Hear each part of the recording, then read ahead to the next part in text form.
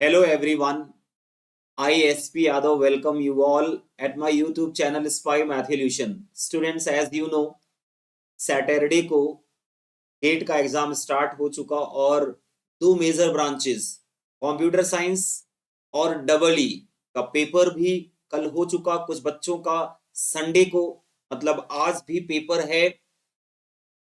Instrumentation का भी कल पेपर हुआ है। तो स्टूडेंट्स, इंजीनियरिंग मैथमेटिक्स के कुछ क्वेश्चन मेमोरी बेस्ड जो मेरे पास आए हैं, मैंने डेटा कलेक्ट किया है, कुछ नेट से भी कलेक्ट किया है, कुछ बच्चों ने भी भेजा है। उन क्वेश्चन का मैं सटीक आंसर देता हूं एक एक का। आप अपना जो भी ब्रांचेज के स्टूडेंट हैं, मैंने कंपाइल कर दिया है। जो भी क्वेश्चन आया है मेरे पास गेट 2025 का, वो मैं यहाँ पे आंसर दे रहा हूं। सबसे पहला क्वेश्चन मैंने उठाया है प्रोबेबिलिटी का। There are four coins and one fake coin with probability of head as 1।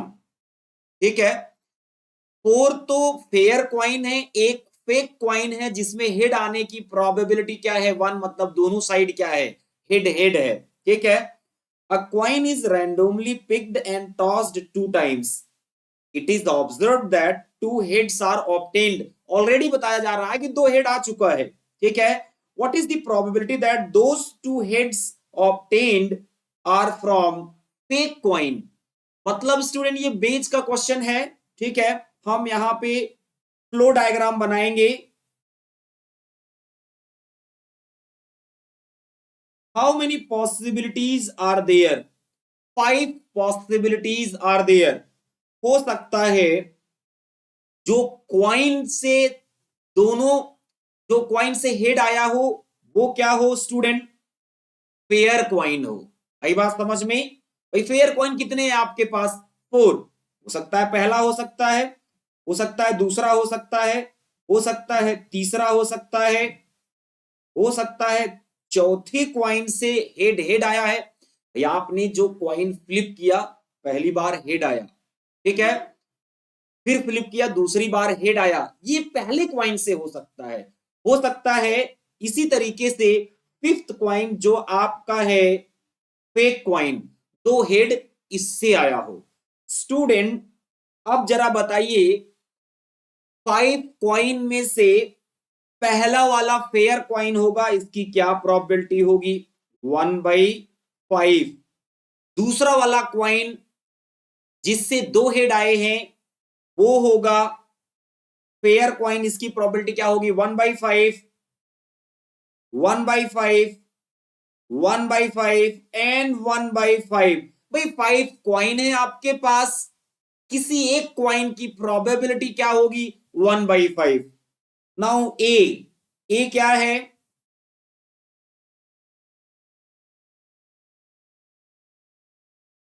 To heads already occurred. आई बात समझ में? 2 हेड्स ऑब्टेन्ड। अगर मैं यहां एक्सप्लेन करूं स्टूडेंट, ए क्या है? occurrence of 2 heads after flipping a coin twice। Correct. अच्छा स्टूडेंट्स, ये रूट क्या रिप्रेजेंट करेगा? Probability of occurrence of head when first coin, when it came from first coin. तो प्रोबेबिलिटी ऑफ हेड, 2 बार head आने की प्रोबेबिलिटी क्या हो जाएगी? 1/2 एंड 1/2, 1/4। यहां भी क्या होगा? 1/4, 1/4। अरे भाई एक बार में हेड आने की प्रोबेबिलिटी क्या होगी? एक टॉस किया, हाफ। नेक्स्ट फ्लिप करोगे क्या होगा? हाफ। तो हाफ इंटू हाफ 1/4। जो भी फेयर क्वाइन है उसमें 1/4 हो जाएगा, लेकिन जो फेक क्वाइन है उसमें पहली बार में भी प्रोबेबिलिटी 1 है हेड आने की, दूसरी बार में भी 1 है। इसमें से आपका एक फेवरेबल रूट है, वो है फेक क्वाइन वाला। बाकी आपके क्या है? Non favourable. प्रोबेबिलिटी क्या पूछ रहा है? प्रोबेबिलिटी ऑफ E5, मतलब probability of flipped coin is fifth coin, मतलब fake coin when A has already occurred, that is equal to favorable root probability 1 by 5 into 1 into 1 whole divided by 1 by 5 into 1 by 4 plus 1 by 5 into 1 by 4 plus 1 by 5 into 1 by 4 plus 1 into 1 1 by 5 into 1। तो students यहां से देखिए 1/5 cancel हो गया, ठीक है, 1/5 cancel हो गया और ये आ गया 1 + 1 that is equal to 1/2। Bayes theorem का अमेजिंग क्वेश्चन फ्लो डायग्राम से आप सॉल्व करिए, आंसर आ जाएगा। So here answer is 1/2, correct. आइए सेकेंड में चलते हैं, सेकेंड क्वेश्चन लेता हूं, वो भी प्रोबेबिलिटी से ही है। A fair dice contains outcomes 1 to 6। Obviously अगर किसी डाई को रोल करेंगे तो कितने आउटकम्स होंगे स्टूडेंट, कितने आउटकम्स होंगे, 6 outcome. Now if the die is thrown 3 times, कितनी बार फ्लिप किया गया, 3 बार, what is the probability that the outcome 6 appeared only once.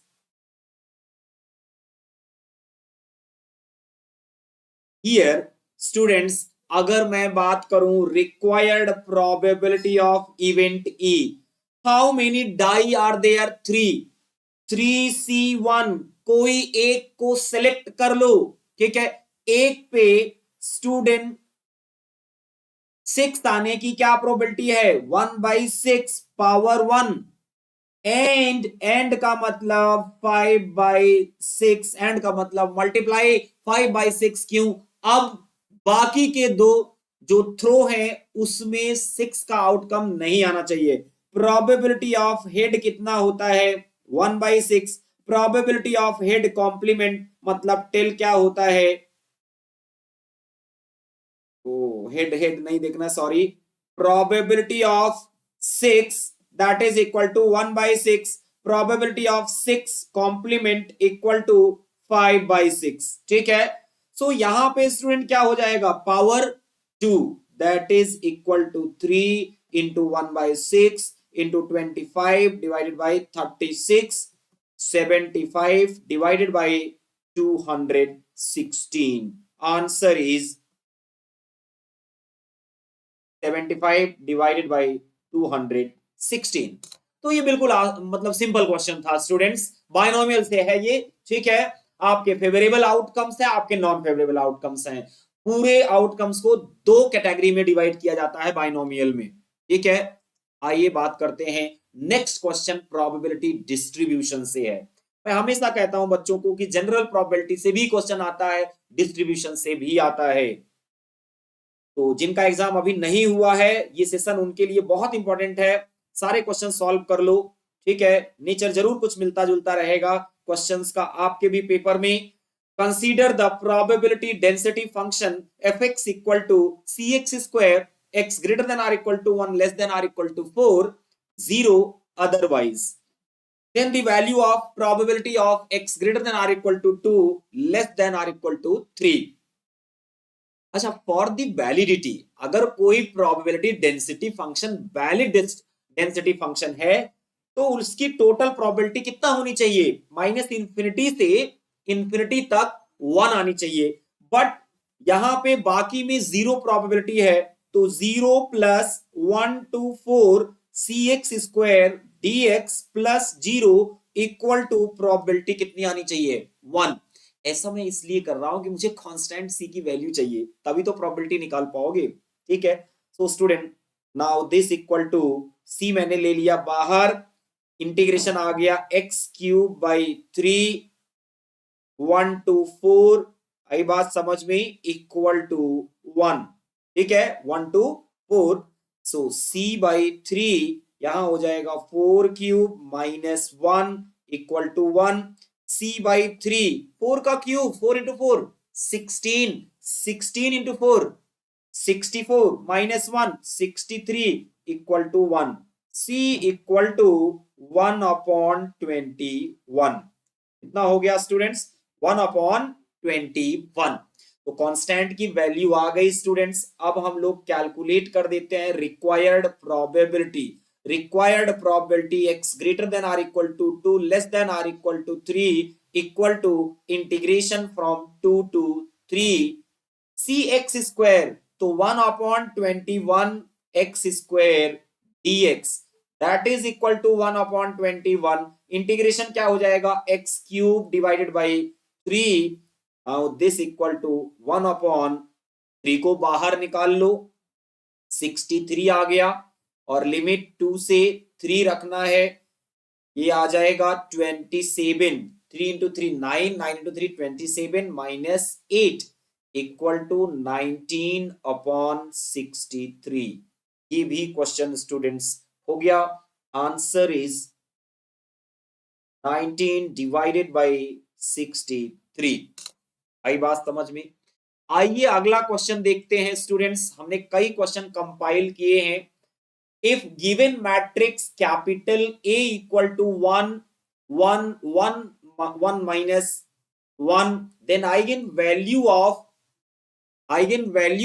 A power 13। मैं आपको एक इंपॉर्टेंट प्रॉपर्टी याद दिलाता हूं। If eigen values of A are lambda 1 lambda 2, then eigenvalues of A power m are lambda 1 power m lambda 2 power m। Means हमें A की eigen value मिल गई तो A पावर 13 की भी आइगन वैल्यूज मिल जाएंगी। सो स्टूडेंट्स यहां पे हम लोग कैरेक्टरिस्टिक इक्वेशन निकाल लेते हैं। चाहे आप directly 1 minus lambda 1 1 minus 1 minus lambda equal to 0 कर दो, या आपको मालूम होगा lambda square minus trace of A into lambda plus determinant of A equal to 0। आप जिससे कंफर्टेबल है उससे निकाल सकते हैं। यहाँ 2/2 मैट्रिक्स है, कोई एडवांटेज या डिसएडवांटेज नहीं है, कैलकुलेशन लगभग बराबर पड़ रही है। तो यहाँ 1 minus lambda into -1 minus lambda -1 equal to 0 हुआ। आई बात समझ में। यहां माइनस कॉमन ले लेते हैं, तो स्टूडेंट्स मेरे को क्या मिल गया, यहां पे माइनस ये आपका हो जाएगा लैम्डा स्क्वायर -1 कॉमन ले लोगे +1 हो जाएगा, ये लैम्डा -1 हो जाएगा, -1 equal to 0। This implies that lambda square equal to 2, so lambda equal to +-2। Correct. So my dear students, ये किसकी आइगन वैल्यूज हुई, ए की आइगन वैल्यू जो है वो +-√2। एक हो गई -√2 कॉमा दूसरी हो गई +√2। तो ए पावर कितना पूछा, 13 की आइगन वैल्यूज क्या होंगी students, it's -√2 whole power 13 comma √2 whole power 13। आई बात समझ में। अभी जरा देखो मैं एक को सॉल्व करके आपको दिखाता हूं, आप देख लोगे, खुद सॉल्व कर लोगे। √2 whole power 13 can be written as √2 into √2 power 12। ठीक है, this is √2 into 2 to the power 6। 2 into 2 2 into 2 4 into 2 8 8 into 2 16 16 into 2 32। कितना हुआ, 32 into 64।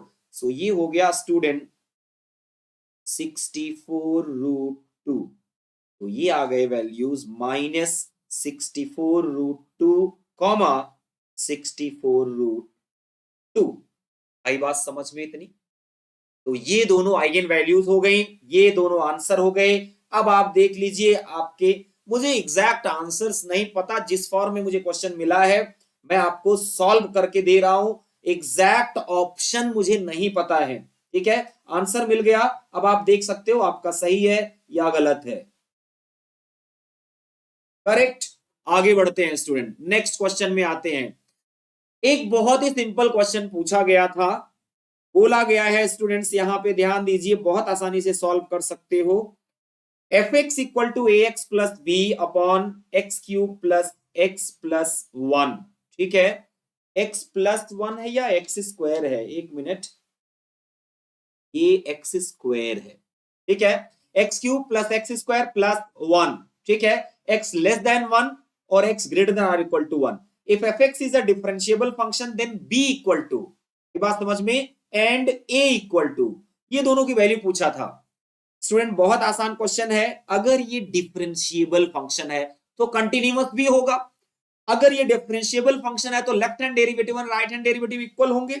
L H D equal to R H D, कहां पे student, x approaching to one पे, correct.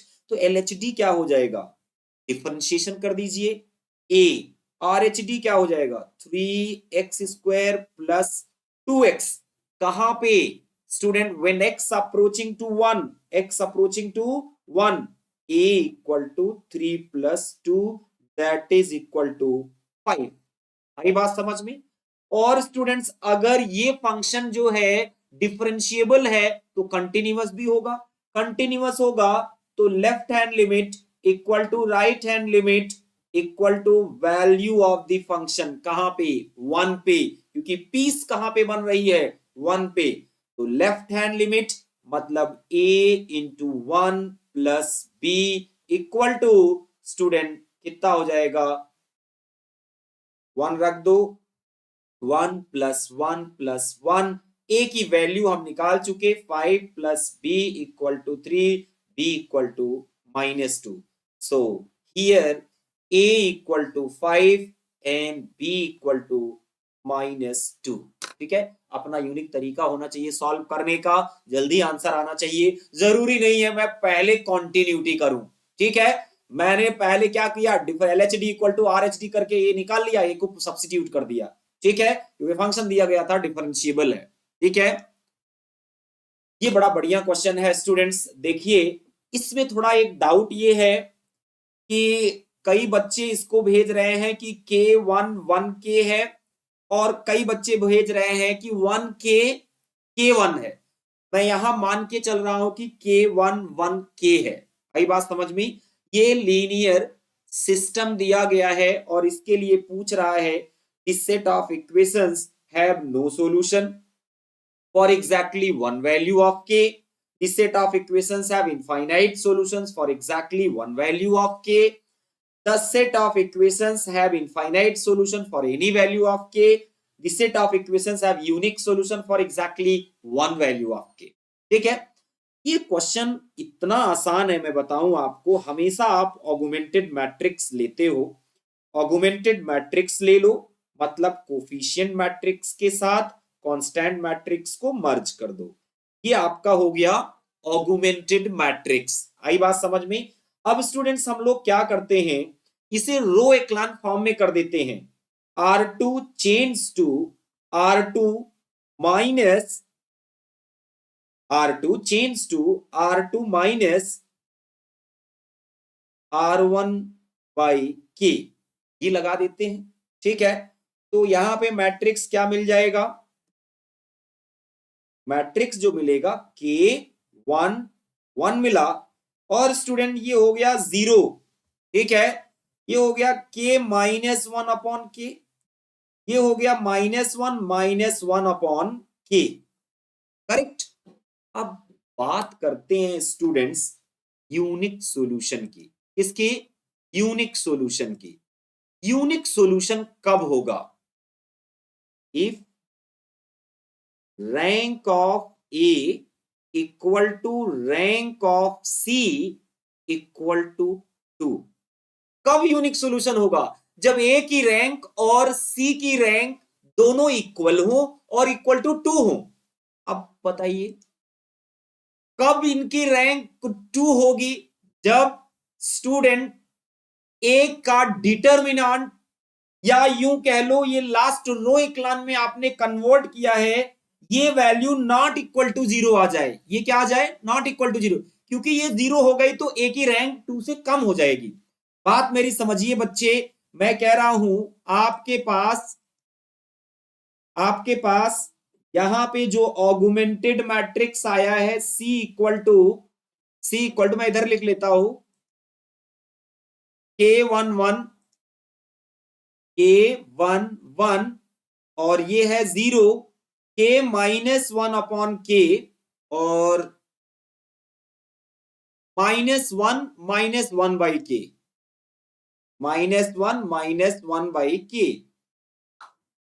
मैं ये कह रहा हूं कि रैंक अगर 2 होगी तो यूनिक सॉल्यूशन आएगा।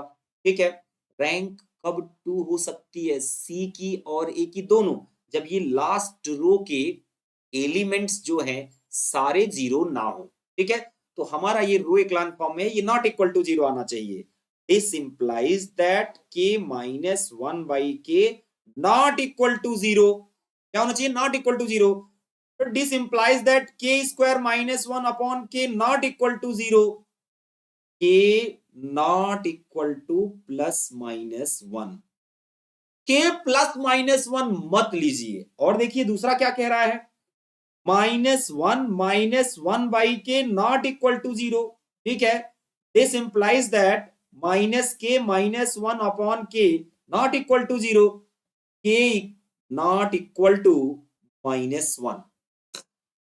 मतलब सी की रैंक 2 होने के लिए K-1 नहीं होना चाहिए और सी ए की रैंक 2 होने के लिए K की वैल्यू ना ही -1 होनी चाहिए ना ही +1। कुल मिला के यूनिक सॉल्यूशन हमेशा आएगा, except this system has always unique solution except K equal to +-1। ठीक है, आइए जरा देखते हैं option. This set of equation have unique solution for exactly one value of k. Wrong. Infinite values k की ली जा सकती हैं एक्सेप्ट k +-1 नहीं होना चाहिए। ठीक है, अब जरा k +-1 पे। अच्छा स्टूडेंट एक बात बताओ, if rank of a equal to rank of c, rank of a is not equal to rank of c, तब क्या होगा? No solution. इस केस में क्या होता है? यूनिक। इस केस में क्या होगा? No solution. और नो सॉल्यूशन कब होगा? जब स्टूडेंट दोनों की रैंक अनइक्वल हो जाए। ठीक है, मतलब सी की रैंक क्या हो जाए? 2 हो जाए। सी की रैंक कब 2 होगी? जब K-1 नहीं होना चाहिए बस। ठीक है, ठीक है, K की वैल्यू, K belongs to any number, K belongs to real accept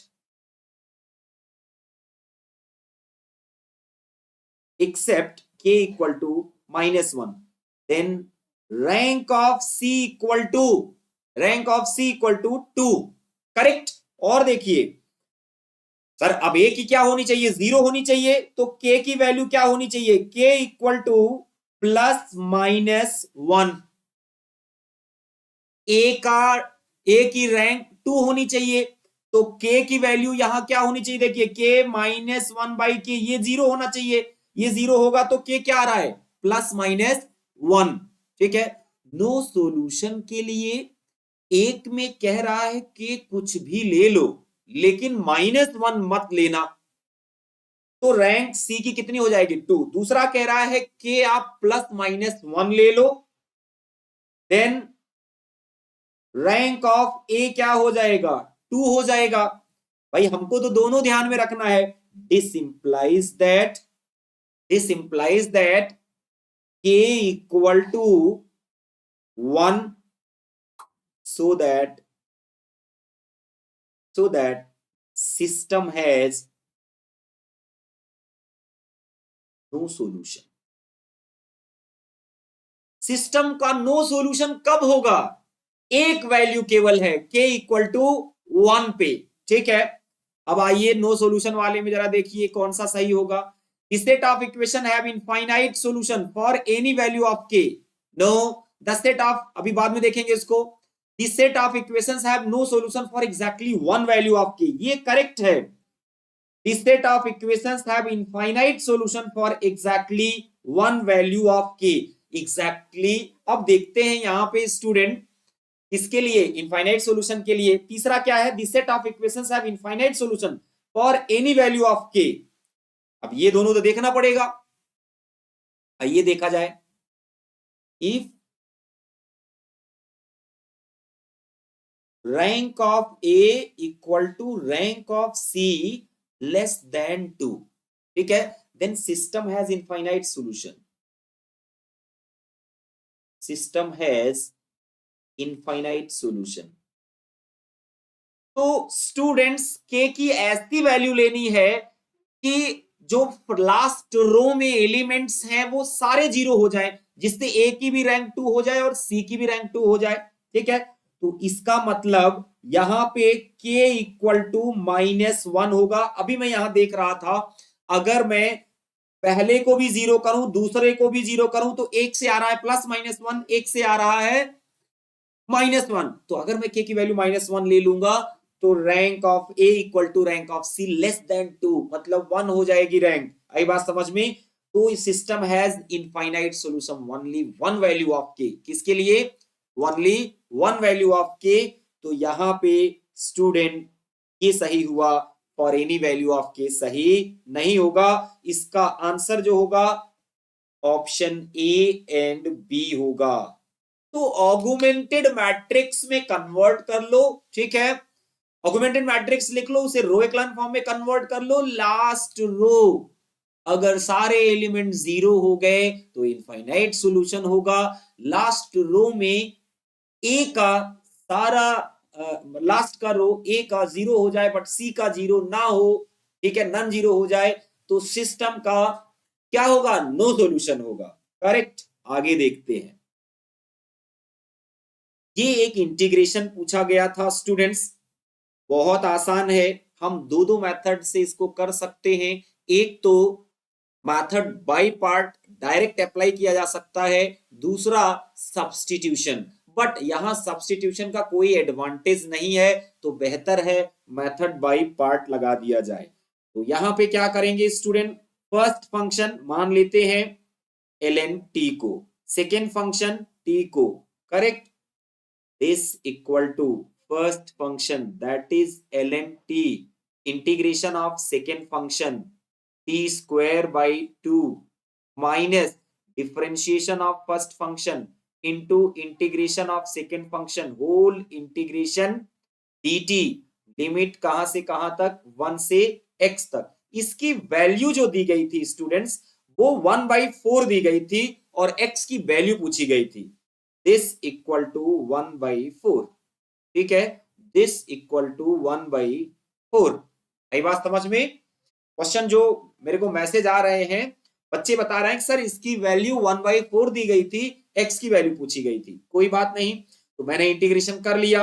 यहाँ पे आ गया t²/2 ln t, यहाँ टी कैंसिल हो गया, 1/2 हो गया बाहर, और t²/2 इंटीग्रेशन आ गया, और इंटीग्रेशन लिमिट हो गई 1 to x, ये आ गया 1/4।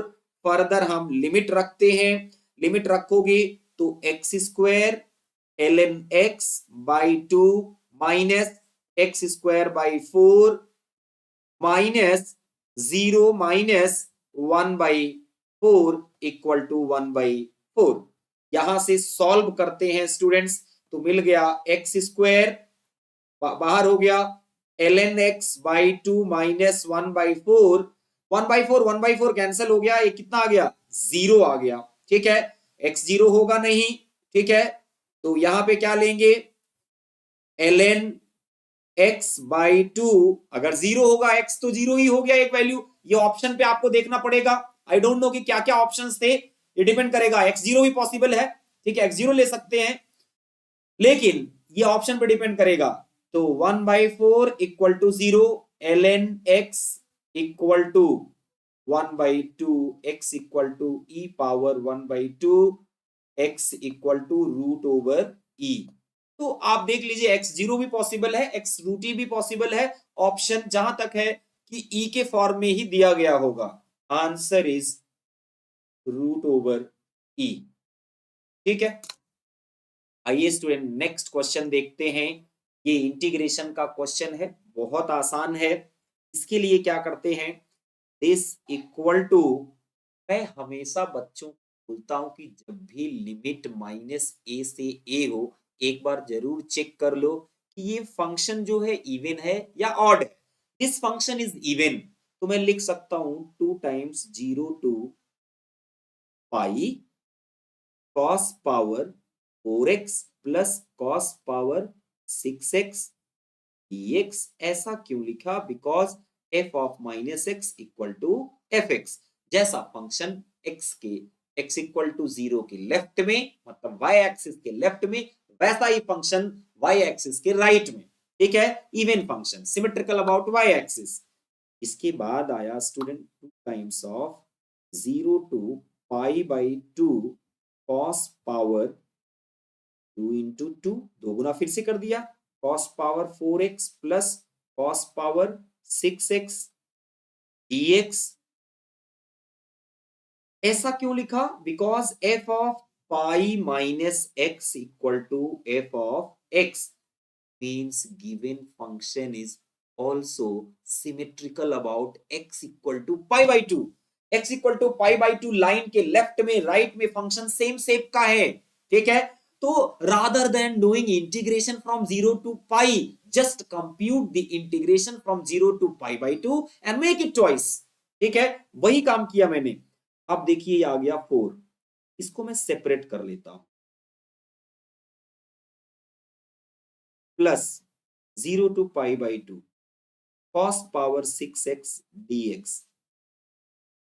ठीक है स्टूडेंट्स, वाली फॉर्मूला लगा दीजिए। यहां n की वैल्यू कितनी है, 4, लिमिट 0 से पाई बाई 2 है। साइन की हायर पावर को कैलकुलेट करने के लिए 0 से पाई बाई 2 के बीच में अगर इस तरीके से दिया गया हो और आपको इंटीग्रेशन करना हो, वाली फॉर्मूला बेस्ट होता है। कौन सा फॉर्मूला, वालीज फॉर्मूला। यहां आप कैलकुलेशन से बच जाएंगे और एक लाइन में क्वेश्चन आ जाएगा। 4 है n, ठीक है, तो यहां क्या लिखेंगे, फर्स्ट ऑड नंबर n में से माइनस करेंगे कितना आएगा 3, सेकेंड ऑड माइनस करेंगे कितना आएगा 1, डिवाइडेड बाई डिनोमिनेटर में इवन माइनस करते हैं, 4 minus 0 4 into 2 stop into pi by 2 plus plus फिर से देखिए 6 में से फर्स्ट ऑड नंबर माइनस करिए कितना आया 5, then next odd number minus करिए 3, then 1 whole divided by 6 minus 0 6 4 2 stop into 5/2। जिनको वाली फॉर्मूला ना पता हो वो नेट पे जाइए, सर्च कर लीजिए, बेहतरीन कंसेप्ट है, मैं हमेशा अपने क्लास में पढ़ाता हूं इसको। ठीक है स्टूडेंट, यहाँ पे क्या आ गया, 4 से कैंसिल हो गया, ये 4 भी कैंसिल हो गया, तो 4 कैंसिल, जब मल्टीप्लाई करोगे ये भी 4 कैंसिल, 3 1 जा 3, 3 2 जा 6, और क्या होगा, तो यहाँ आ गया आपका 3 पाई बाई 4 प्लस यहाँ कितना आ गया 5 pi by 8, that is equal to 8 हो गया LCM, 6 pi plus 5 pi 11 pi by 8। आई बात समझ में, ये इंटीग्रेशन का क्वेश्चन था स्टूडेंट, ये भी हो गया। आंसर आ गया आपका 11 पाई बाई 8, करेक्ट। आगे बढ़ते हैं,